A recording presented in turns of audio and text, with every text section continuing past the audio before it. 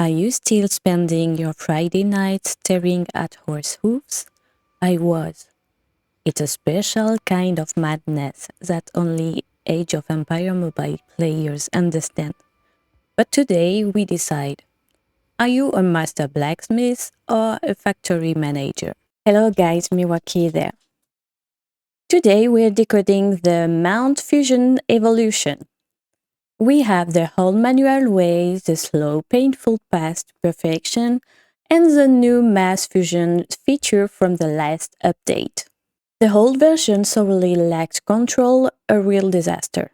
The new one is more interesting, although it's not perfect yet. Let's see which of the manual or mass fusion techniques is worth your time. Think of horse fusion like forging gear. The manual method is like being a master blacksmith. You control the heat and the hammer for hours, aiming for that one legendary blade. It's high effort, it takes forever, and you can still end up with a cracked piece of metal, that 30% failure. But your odds for absolute perfection are the best they can be. Mass fusion, that's an industrial assembly line. It's fast. It mass produces good enough tools, and honestly, sometimes getting 50 solid warhammers quickly is better than waiting 3 months for one legendary sword. What if you could perform part of the process in bulk, reserving the optimization only for obtaining the legendary blade? That's exactly what I'm presenting to you today.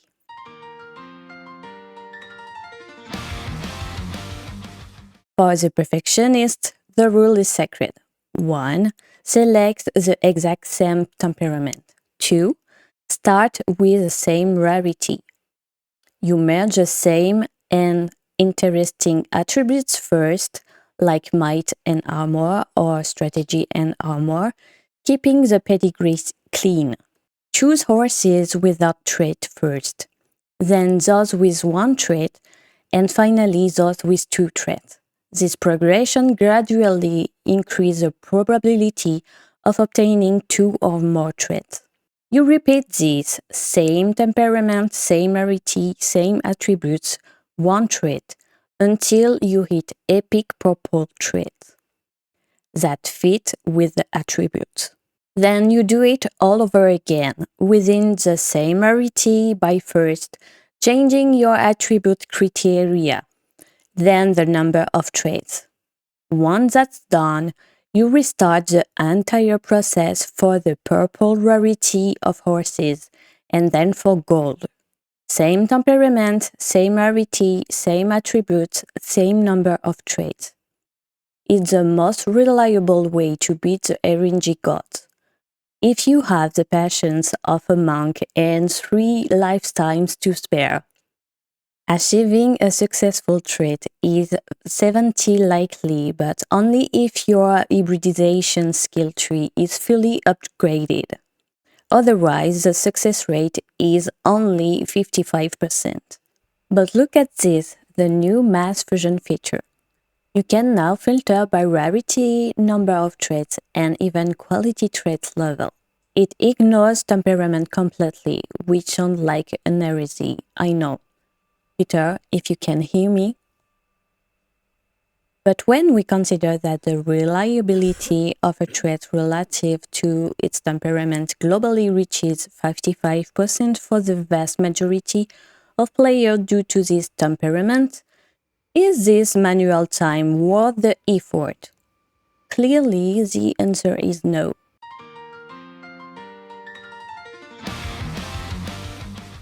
How to fuse this new feature effectively?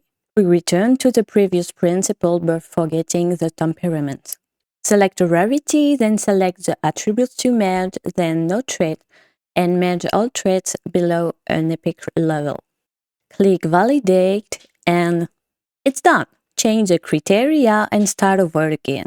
But what a time saver! Note that you can now block interesting horses, which is particularly useful for mass merging. The trades feature now allow for more satisfactory quantity of whistles for this mass feature. Personally, I use horses with defense and siege attributes as pure fuel for my skill tree. Risking a horse with good attributes to change its attributes and only having 50% chance seems like a bad threat to me. I prefer to use them as fuel. Horses with might plus siege or strategy plus siege can be used since it's quite rare for skills to actually use a defense bonus, so the impact is minimal. We do not neglect might plus strategy attributes which can suit certain heroes who use double specialty bonuses. Specifically, I use mass merging for all the route sorting work. Then I switch to manual to determine if the RNG is worth taking the risk of losing the horse or keeping it. Many ask me, but how do you know if it's worth sacrificing them or not? If a horse has a trait that is not in line with its attributes, you must sacrifice it, either to change the attribute or to change the trait, but you are subject to RNG in all cases. If you hope to change the trait, then choose the spirited temperament. If you hope for an attribute change, choose an horse with desired attributes. In both cases, cross your finger and merge. In the base case, you will have a better horse. In the worst case, this otherwise useless horse will be fuel for your skill tree. I remind you that the real added value of mounts lies in the combat skill tree and in the adornment, their effect, and the increase of the level of adornment and the improvement of rarity of the effect. So it's not the end of the world to sacrifice horses to increase your combat skill tree. In summary, now use the mass merging feature wisely to avoid manual sorting. Then switch to manual to determine what are you willing to risk or not, and block your interesting horses to prevent them from being consumed by mass merging in subsequent rounds. Thanks to your unwavering support and commitment, I'm pleased to officially announce my integration into the game's official content creator team. A huge thank you. Which method are you using? Let me know if you've had any RNG miracles lately in the comments. Don't forget to subscribe. We play, learn and grow together. Salut!